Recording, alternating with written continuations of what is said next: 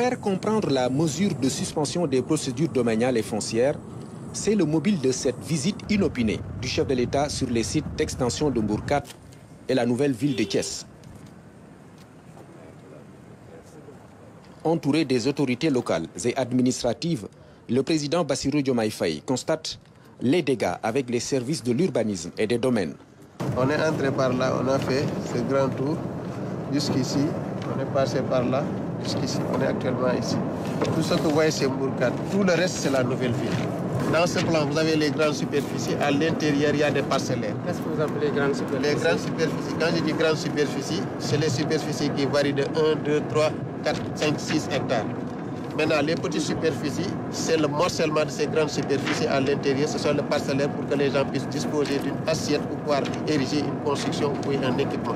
La ville de Thiès, on a mis à sa disposition combien de parcelles? 120. 120 parcelles pour toute la ville. Ça fait environ combien d'hectares, monsieur? Un hectare, c'est environ 45-30 parcelles. Parce que ça, on a des parcelles de 200 mètres carrés, on n'a pas des parcelles de 150 mètres carrés. 120 parcelles de 200 mètres carrés, c'est combien d'hectares?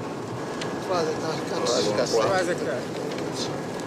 Ce que je voudrais établir, c'est qu'il est arrivé dans ces lotissements-là que, à la ville de Thiès, pour tous les citoyens de la ville, j'allais dire presque, en prenant pas en compte pour le moment les communes, qu'on donne 3 hectares. Et qu'à un seul individu, on donne 13 hectares par exemple. C'est arrivé. Merci. Et c'est ce que je vois là, partout, avec des 30 hectares par-ci, des 9 hectares par-là, des 37 hectares. 73 ici même. Donc, là, des 5 hectares. Parfois, à des citoyens aussi. 20 hectares. Pour la même personne. 16 hectares, 18 hectares, 40 parcelles pour une seule personne. On ne peut pas laisser passer ça. Les éléments d'information recueillis révèlent donc des irrégularités notoires qui appellent des mesures correctives. J'avais une idée de ce qui se passait ici. Déjà en prison, j'ai eu des informations faisant état de personnes qui étaient membres de l'ancien régime et d'autres à qui on a attribué des dizaines d'hectares. Et au même moment, j'avais entendu le maire de la ville de Thiès dire qu'on lui a donné que 120 parcelles de 200 mètres carrés qu'il devait distribuer à ses concitoyens. Je viens d'apprendre avec les services des domaines que la nouvelle ville de Thiès, qui se trouve principalement dans la commune de Keur-Moussa, donc presque les 2000 ou plus de 2000 hectares sont situés dans la commune de Keur-Moussa, que la commune de Keur-Moussa n'a obtenu que 25 parcelles pour loger des habitants de Keur-Moussa. Vous avez vu avec les services qu'il y a des gens, des politiciens, à qui on a donné, des hommes d'affaires, à qui on a donné 100 hectares, 30 hectares, 13 hectares, 50 hectares, et même pour l'un d'entre eux, on parle de 200 à 300 hectares.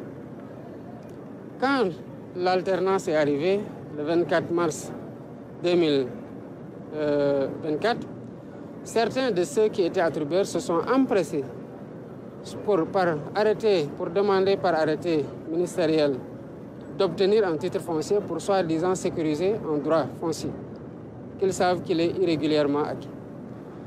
D'un autre côté, il y a parmi eux qui ont commencé, parce qu'ils ont obtenu aussi un morcellement des hectares qui leur sont attribués, qui ont commencé à vendre. Et cela ne s'est pas passé seulement au niveau de Thiès. Dans tous les sites où on a demandé l'arrêt des transactions et des constructions, c'est cet empressement-là à vouloir mettre l'État devant les faits accomplis qui a motivé qu'on ait pris ces mesures conservatoires. La mesure prise par le chef de l'État vise donc à restituer une justice sociale pour des communes limitrophes qui héritent d'une part dérisoire des 2700 hectares. Il est impensable que pour la justice sociale et pour l'égalité des citoyens, devant les chances d'accès à tous, ce n'est pas que le travail ou à l'emploi, mais aussi à un toit décent pour se loger.